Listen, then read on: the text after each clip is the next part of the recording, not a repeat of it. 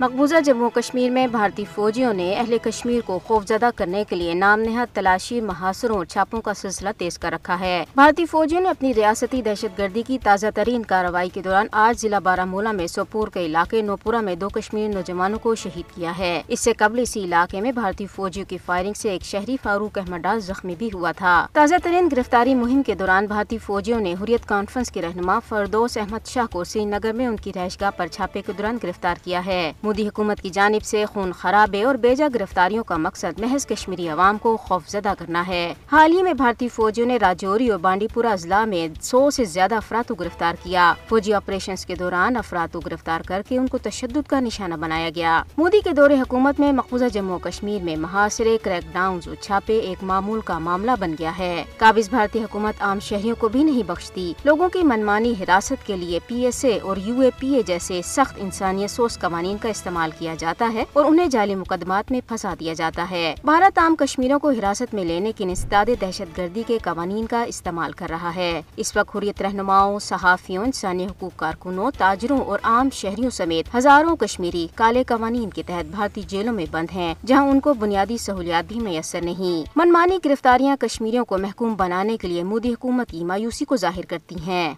सियासी तौर पर मुतहर्रिक अफराद की गिरफ्तारियां वाज़ेह तौर पर मकबूजा इलाके में आज़ादी की आवाज़ को खामोश कराने की एक इंतकामी पॉलिसी है। कश्मीरी पहले ही भारतीय तसल्लुत में मसाइब और मुश्किलात की जिंदगी गुजारने पर मजबूर हैं और मोदी की फिस्ताई हुकूमत जानबूझकर मासूम नौजवानों को बहाने बहाने से कत्ल और जेलों की सलाखों के पीछे धकेल रही है। तहरीक हुर्रियत से वाबस्तगी पर कश्मीरियों को मजमूई तौर पर सजा दी जा रही है, ताहम भारतीय जाबराना हथकंडे कश्मीरियों के अज़्म को तोड़ नहीं सकते।